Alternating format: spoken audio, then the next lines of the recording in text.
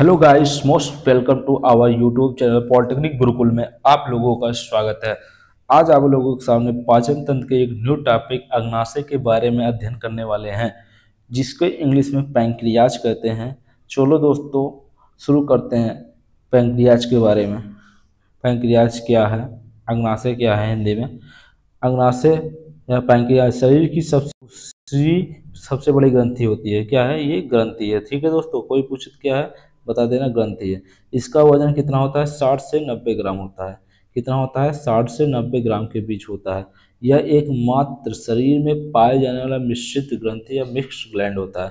Pancreatic duct से एक सहायक नली स्वतंत्र रूप से सीधा ड्यूडेनम में खुलती है, जिसे डक्ट ऑफ सैंटोरिनी कहा जाता है। पैंक्रियाज एक मिक्स्ड ग्लैंड है। क्या अगले पॉइंट क्या है? पैंक्रियाज एक मिक्स्ड ग्लैंड है, जिसमें कुछ भाग में एंडोक्राइन ग्लैंड तथा कुछ भाग में एक्सोक्राइन ग्लैंड की तरह व्यवहार करता है। ठीक है दोस्तों, पैंक्रियाज का ऐसा भाग है, एक मिक्स्ड ग्लैंड होता है, जिस कुछ भाग में एंडोक्राइन अंतःस्रावी और बृहस्रावी की तरह व्यवहार करता है। ठीक है दोस्तों, आगे बढ़ते हैं। क्या है अग्नाशय के कार्य? अगला पॉइंट क्या है दोस्तों? अग्नाशय के कार्य, फंक्शन ऑफ पैंक्रियाज। तो देखते हैं दोस्तों, अग्नाशय में क्या क्या कार्य होता है। अग्नाशय रस का निर्माण एवं श्रावण करता है। श्रावण मतलब बाहर निकलता है। अग्नाशय जो होता है, अग्नाशय रस का निर्माण और श्रावण करता है। इंसुलिन ग्लूकागॉन हार्मोन का श्रावण करता है। अग्नाशय रस में मुख्य रूप से ट्रिप्सिन, एमाइलेज, लाइपेज नामक एंजाइम पाए जाते हैं। अग्नाशय एक प्रकार का अग्नाशय रस पैंक्रियाटिक जूस स्रावित करता है, जो नलिका के माध्यम से ग्रहणी में आता है। अग्नाशय का एक भाग लैंगरहैंस की दीपिका कहलाता है। क्या कहता है? लैंगरहैंस की Deepika, islets of Langerhans. Okay दोस्तों, आगे बढ़ते हैं। अगला पॉइंट है कि इन दीपिकाओं में अल्फा, बीटा, गामा, डेल्टा और इप्सिलॉन कोशिकाएं पाई जाती है, जो विभिन्न तरल पदार्थों का स्राव करती है। अच्छा दोस्तों, बहुत इंपॉर्टेंट टॉपिक है कि इन दीपिकाओं में कौन सी कोशिकाएं पाई जाती हैं? अल्फा, बीटा, गामा, डेल्टा और इप्सिलॉन कोशिकाएं पाई जाती है, जो विभिन्न तरल पदार्थों का श्रावण करती है। आगे बढ़ते हैं दोस्तों, अगला पॉइंट है अंतःस्रावी भाग। क्या है दोस्तों अंतःस्रावी भाग? क्या है ये पॉइंट पढ़ते हैं। एंडोक्राइन पार्ट्स, अभी बताया गया ना कि अग्नाशय दोनों प्रकार की ग्रंथि पाई जाती है, अंतःस्रावी और बाह्यस्रावी, एक्सोक्राइन और एंडोक्राइन। एंडोक्राइन मतलब अंतःस्रावी। आगे बढ़ते हैं दोस्तों, पैंक्रियाज की अंतःस्रावी ग्रंथि को इस्लेट्स ऑफ लैंगरहैंस कहा जाता है। लैंगरहैंस की दीपिका इस्लेट्स ऑफ लैंगरहैंस में 3 प्रकार की कोशिकाएं पाई जाती है। ठीक, लैंगरहैंस को इंग्लिश में अंतःस्रावी ग्रंथि को इस्लेट्स ऑफ लैंगरहैंस मतलब लैंगरहैंस की दीपिका, इंग्लिश हिंदी में लैंगरहैंस की दीपिका कहते हैं। अंतःस्रावी ग्रंथि को क्या कहते हैं? लैंगरहैंस की दीपिका कहते हैं। पैंक्रियाज के अंतःस्रावी भाग में पाई जाने वाली कोशिकाएं निम्नलिखित प्रकार की होती है। पहला है सेल, दूसरा है हार्मोन। सेल में क्या आता है? Alpha cell glucagon, beta cell insulin hormone ग्रहण, डेल्टा सेल सोमैटोस्टेलिन नामक हार्मोन ग्रहण स्राव करती है। फिर से एक बार दोहरा लेते हैं दोस्तों again. Alpha cell glucagon, beta cell insulin, delta cell somatostatin नामक हार्मोन स्राव करती है। ठीक, आगे बढ़ते हैं दोस्तों।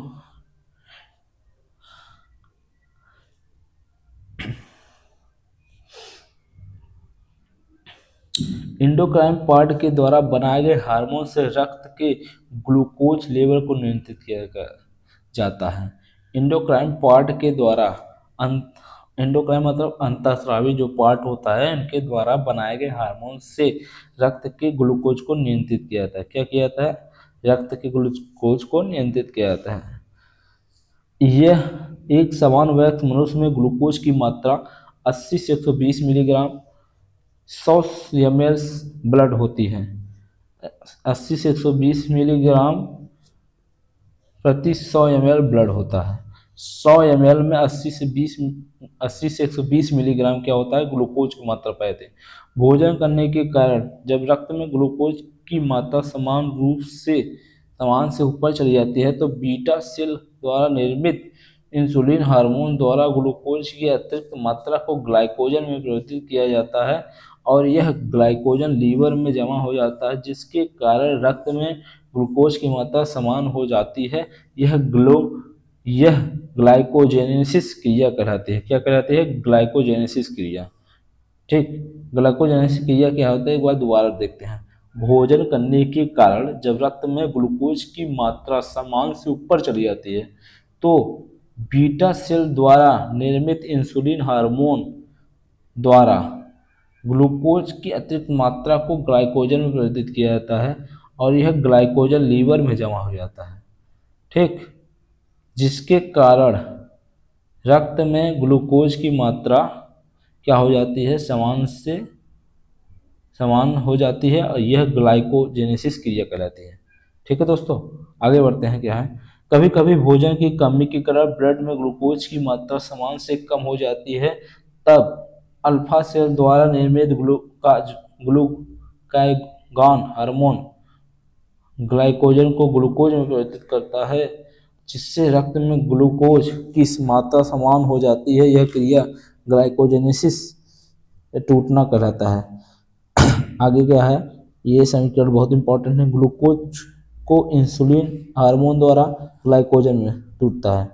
ग्लाइकोजन जो होता है ये ग्लूकागॉन हार्मोन द्वारा ग्लूकोज में टूटता है। यही उल्टा है, ग्लूकोज को ग्लाइकोजन में तोड़ने के लिए इंसुलिन की आवश्यकता होती है और ग्लाइकोजन को ग्लूकागॉन हार्मोन के द्वारा ग्लूकोज में तोड़ा जाता है। आगे बढ़ते हैं दोस्तों।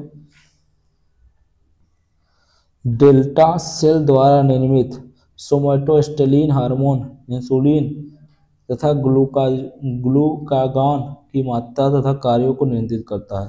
कभी कभी इंसुलिन का निर्माण नहीं होने से रक्त में ग्लूकोज की मात्रा अस्थायी तौर पर बढ़ जाती है, जिसे मधुमेह या डायबिटीज मेलिटस कहा जाता है। मधुमेह की स्थिति में रोगी को अनिद्रा, याददाश्त की कमी, अत्यधिक प्यास, बार बार मूत्र का त्याग, अत्यधिक पसीना आना तथा कोई जख्म हो जाने पर जल्दी ठीक न होना आदि लक्षण पाए जाते हैं। मधुमेह की जागरूकता के लिए 14 नवंबर को विश्व मधुमेह दिवस मनाया जाता है। राष्ट्रीय मधुमेह दिवस 27 जून को मनाया जाता है। भारत में राष्ट्रीय मधुमेह दिवस 27 जून को मनाया जाता है और विश्व मधुमेह दिवस 14 नवंबर को मनाया जाता है। मधुमेह के रोगियों, जिसे इंग्लिश में डायबिटीज डे कहते हैं, मधुमेह के रोगियों के लिए शुगर फ्री टैबलेट या मधुकर या अस्पार्टेम नामक यौगिक से बनाया जाता है। खरगोश की आंत अन्य जीव की अपेक्षा लंबा होता है। सबसे बड़ा लंबा आंत कितना होता है? खरगोश का। आगे बढ़ते हैं दोस्तों। पैंक्रियाज के बाह्यस्रावी भाग एक्सोक्राइन ग्लैंड क्या होता है? इसमें 3 एंजाइम स्रावित होते हैं। किसमें? पैंक्रियाज में। Trypsin, amylase, lipase. Trypsin, amylase, lipase. अंतःस्रावी भाग में हार्मोन स्रावित होते हैं और बाह्यस्रावी भाग में क्या स्रावित होते हैं? एंजाइम। ट्रिप्सिन, एमाइलेज, लाइपेज यह प्रोटीन को पेप्टोन्स तथा पॉलीपेप्टिड्स में परिवर्तित करता है। कौन? ट्रिप्सिन। ट्रिप्सिन प्रोटीन को पेप्टॉन्स तथा पॉलीपेप्टाइड्स में परिवर्तित करता है। एमाइलेज यह स्टार्च को माल्टोज में परिवर्तित करता है, स्टार्च मंड।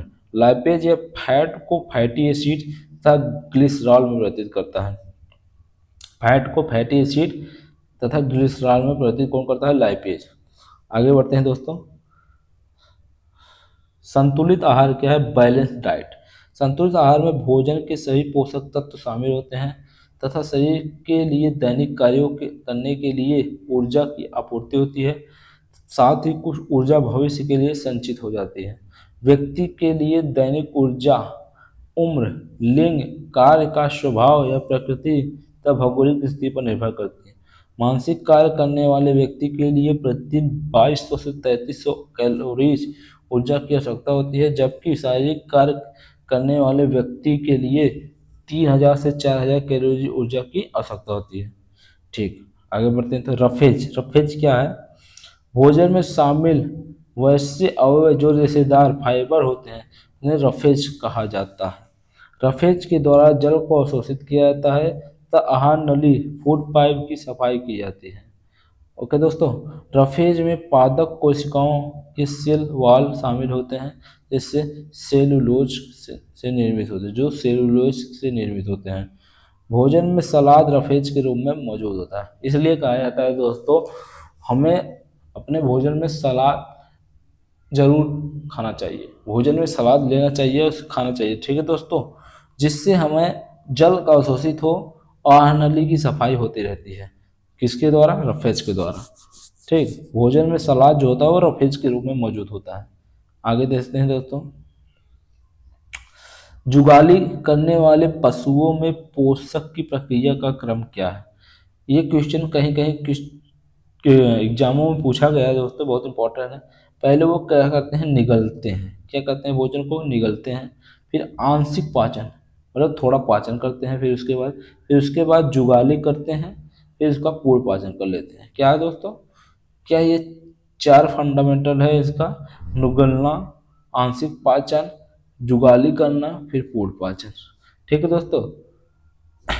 हाँ दोस्तों, आज के लिए इतना ही। अब आगे अगला चैप्टर शुरू किया जाएगा। नहीं तो उससे पहले इस चैप्टर के हम आपको इम्पोर्टेंट क्वेश्चन भी कराएंगे। आप हमारे वीडियो पे बने रहें दोस्तों। धन्यवाद दोस्तों, आज के लिए इतना ही।